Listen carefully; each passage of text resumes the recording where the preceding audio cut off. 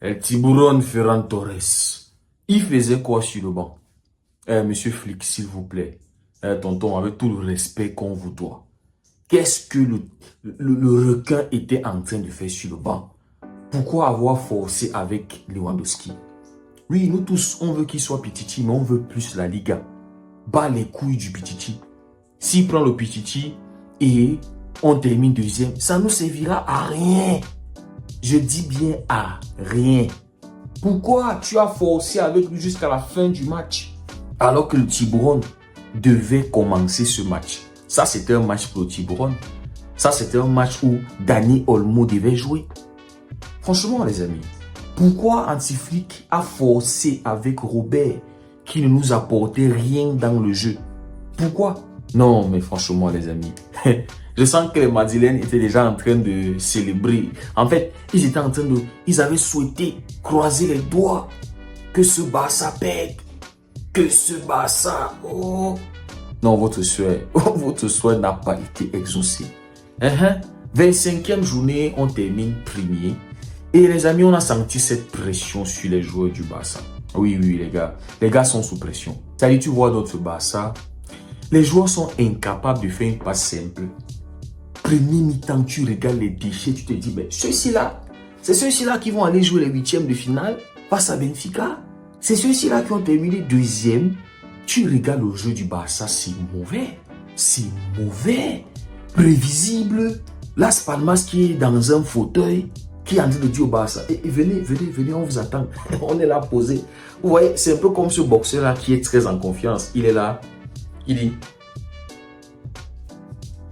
venez. Non, ils avaient leur stratégie, ça fonctionnait. On est là, on ferme, on réduit au maximum les espaces. On vous met dans une petite boîte. Sortez de là si vous êtes fort. Nous, on a bien préparé. Nous, on était là. Ça dit, notre coach a bien travaillé ça. Et nous, premier occasion du Barça sur Fermin Lopez, il ne marque pas. Il veut servir Lewandowski. Dans sa tête, il veut, ça dit, le grand boss, le grand chef doit être Pichichi. On s'en fout du Pichichi. Claque ce but-là. Sors-nous de cette pression. C'est un match où le premier qui met le premier coup, il a déjà l'ascendant moral sur son adversaire. Tu es à l'extérieur face à un Las Palmas qui est venu chez toi, qui t'ont braqué, qui ont pris 3 points. Tu as des comptes à régler face à eux. Tu as la première situation de but et tu te permets de vouloir chercher Lewandowski alors que les goals sont ouverts devant toi, Fermin. C'est pas sérieux, frérot. C'était pas du tout sérieux et on a payé ça. Premier mi-temps, on n'a rien marqué, on n'a rien foutu. Aucun tir cadré, aucune occasion créée. La première situation était pour Fermin. Et il a payé ça. Deuxième mi-temps, il n'a pas joué. Il est sorti très frustré, lui. Alors que c'était pas forcément lui le problème. Le problème, c'était Robert. Dans les petits espaces, il n'arrive à rien faire. Tellement de contrôle raté du Barça. Tellement de passes ratées. Hey les gars. Le mois de mars, là, ça va être compliqué. Hein? Tu vas jouer Atlético par-ci, par-là. Atlético par-ci, par-là. Tu as Benfica par-ci, par-là. 2 équipes qui vont garer le bus face à toi.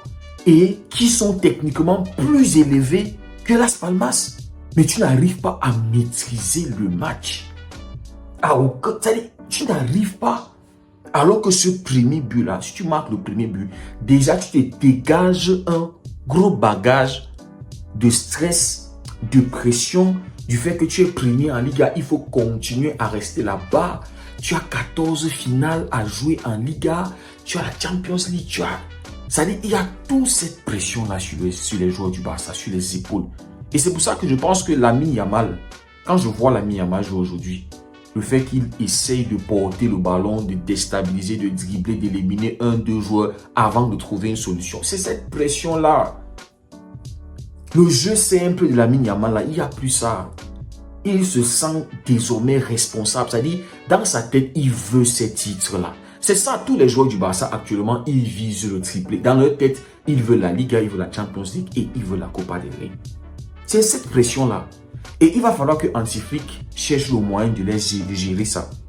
Parce que face au Rayo Vallecano, on l'a vu. Le Barça était attendu après les faux pas des Madeleines. Il fallait prendre la première place. Et on a vu même les occasions qui sont faciles à convertir. Les gars étaient incapables de le faire. Incapables.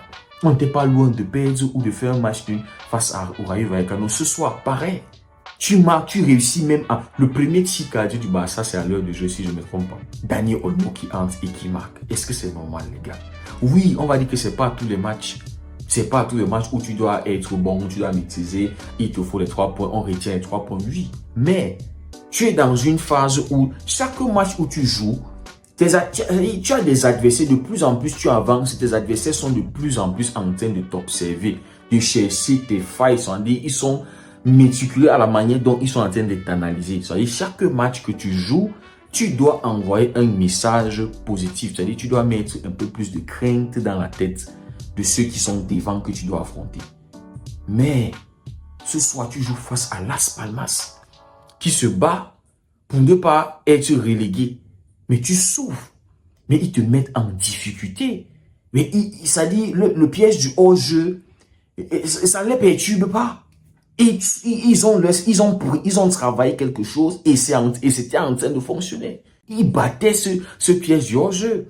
Et oui, deuxième mi-temps, quand ils ont voulu créer une polémique de la main d'Eric Garcia, machin, si, il y avait 2 joueurs qui étaient hors-jeu. La VAR n'avait même pas besoin d'appeler l'arbitre. Donc, tout ce temps qu'on a gaspillé pour que l'arbitre aille regarder, il y avait hors-jeu. Nous, on était devant nos écrans, on voyait qu'il y avait hors-jeu. L'arbitre va là-bas, il veut. Ça veut dire, on lui montre d'abord l'action où le ballon touche la main. Tout ça pour que les Madeleines nous sortent les polémiques demain. Comment ça nous dit, ouais, il y avait pénalty, l'arbitre vous a favorisé 0. Heureusement, ils ont remonté l'action pour voir que le ballon de Sandro, au départ, il y avait 2 joueurs hors jeu. Mais c'est pas sérieux, les gars. Donc, le Barça a vraiment été mis en difficulté face à un bloc bas. Les espaces sont réduits. On a besoin des joueurs qui sont capables de se gérer dans des petits espaces. C'était un match pour Olmo et le Tiburon. C'était pas un match pour Lewandowski. Donc, heureusement pour Hansi Flick, ces 2 remplacements l'ont aidé à gagner ce match. Parce que s'il perdait ou faisait un match nul, on allait le gifler. On allait le bafler, on allait le tabasser. Qu'est-ce que tu avais à forcer avec le Robert? Toujours parce qu'on veut le... Non. Le petit là, c'est à l'heure où on est là. L'heure là. C'est les titres. C'est le collectif d'abord avant tous ces autres trucs là. Bas les couilles ici, il n'est pas ici. S'il ne termine pas ici, il a déjà mis 20 buts. C'est bon.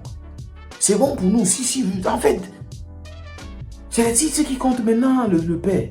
Donc, deuxième mi-temps, l'entier en jeu de Dani Olmo, Lamine Yamal qui le trouve entre les lignes, le contrôle pour éliminer un défenseur, ça dit le crochet, je crois c'était extérieur pour balayer encore l'autre devant lui, aller fusil, bas rentrant avec tous les nerfs, avec tout, marquer son 6e but. Et quand face au Rayo Vallecano en première partie de saison, c'est lui qui vient nous offrir la victoire, MVP du match. Et puis tu sens qu'il y a un bagage de pression qui est descendu du Barça. Ils ont déchargé de ce fardeau-là. Et on a vu un Barça qui a un peu plus été dans contrôler le match à partir de ce moment-là. C'est là où je dis que si Fermin avait marqué dès le départ, dès les premières minutes, on pouvait avoir plus de main mise. On pouvait déjà mettre mal à l'aise un Las Palmas qui était dans un fauteuil à domicile et qui nous mettait en difficulté. De sorte que même un Pedri n'a pas pu faire un très gros match de retour à la maison, sorti sur ovation. Après qu'il ait quitté en 2020, période Covid, il n'y avait personne au stade. Voilà, ce soir, ça fait énormément plaisir pour lui. Mais les situations, c'est même le Robert en deuxième mi-temps. On lui sait magnifique. Une magnifique balle. Je ne sais pas si c'est Olmo qui le sait, un truc comme ça. Mais il a une très magnifique occasion où il peut convertir, il peut marquer un but. Il ne le fait pas. Je pense que c'était la balle pour le 2-0. Olmo venait juste de marquer. Il y avait une situation. Robert converti, non. Il a forcé jusqu'à... C'est-à-dire, il n'a rien apporté. Rien. Et Ferran qui entre après, qui marque. Donc, 2 remplacements, 2 changements d'antiflic qui ont été payants. Bravo. On a pu prendre les 3 points dans la difficulté. C'est ce qu'on retient. Et c'est ce qu'on ne faisait pas en première partie de saison. Quand on a perdu face à ces équipes-là, les Las Palmas, comment on les appelle, les Sociedad et tout ça là. C'est parce qu'on était incapable, dans la difficulté, d'aller prendre les 3 points. Ce que le Real avait fait pour passer devant nous. Là, on est capable de le faire. Bravo. C'est-à-dire, à partir de maintenant, on a 13 autres finales. Le prochain match va être encore compliqué. Les blocs bas encore. La Sociedad, ils ne vont pas venir nous donner les fesses. Ça sera à nous de trouver les espaces pour marquer. Mais ce qu'on a fait en premier mi-temps face à un bloc bas, c'était très pauvre. Très pauvre, c'était dégoûtant. C'était énervant, c'était rasant à voir. Comment ton Barça peut jouer comme ça face à une petite équipe de la Liga? Les gars qui sont en train de se battre là pour ne pas être relégués. Comment tu peux jouer comme ça? Tu maîtrises rien. Tu es incapable de faire des passes simples. Tu es incapable de faire des contrôles simples. Tu es incapable de les gérer. Eux, ils sont en train de mettre dans, c'est-à-dire physiquement présents dans les duels. Ils récupèrent, ils relancent, ils essaient de casser ta ligne de hors-jeu. Notre premier mi-temps, franchement, c'était pas du tout digne du FC Barcelone. Franchement, les amis. Et malgré le but qui est venu à l'heure de jeu, il y avait toujours cette pression-là. Et après la polémique de marcher la main d'Eric Garcia à la surface, je me disais que voilà le Barça qui va faire un match nul. Heureusement, il y avait hors-jeu. Et puis dans les dernières minutes, 8 minutes additionnelles, dans les dernières minutes, le requin qui claque son but, barre en temps but, pour éteindre l'adversaire complètement. Mettre KO l'adversaire. Qu'est-ce qu'on a souffert? Qu'est-ce que j'ai souffert, les amis? Non, franchement. Franchement. Donc, demain, là, on s'en fout si le Real Madrid gagne. Voilà, on s'en bat les couilles. Hein. Si vous voulez, vous gagnez. Si vous voulez, vous ne gagnez pas. Voilà.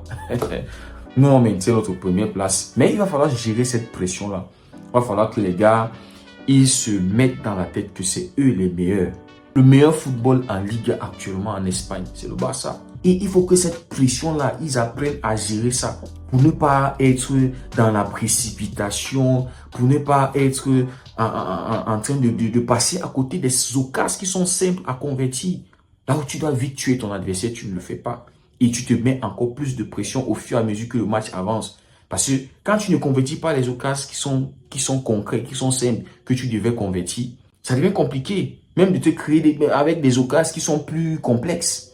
Franchement, il va falloir qu'ils apprennent à gérer cette pression-là parce que le mois de mars, ça va être compliqué, très compliqué. Atlético, Benfica, ça va être compliqué le jeu. Non, le Real Madrid, c'est après. Heureusement, le Classico, c'est après. Les amis, voilà, on a gagné le match. C'est ce qu'on retient. C'est ce qui a été le plus important à faire. Et voilà, Koubassi qui a fait aussi un beau match en défense. Ça fait énormément plaisir. Casado en deuxième mi-temps qui s'est bien rattrapé, qui a pu se gérer. Lamine Yamal qui a eu une passe décisive. Rafinha aussi qui a eu une passe décisive. Ça fait énormément plaisir pour les rentrants aussi d'avoir impacté le match. Et Eric Garcia qui s'est géré tech. Depuis qu'il est là, le Barça ne perd pas. C'est notre lucky charm. Je ne sais pas comment on appelle ça en français. C'est ce jour-là qui nous apporte cette chance-là, comme Antifique l'a dit. Depuis qu'il est dans les goals, on ne paye pas. Et il a fait, je crois, 2 ou 3 arrêts ce soir, si je ne me trompe pas. Il était dans son match. Il nous a aidés. Sinon, on pouvait aussi encaisser là.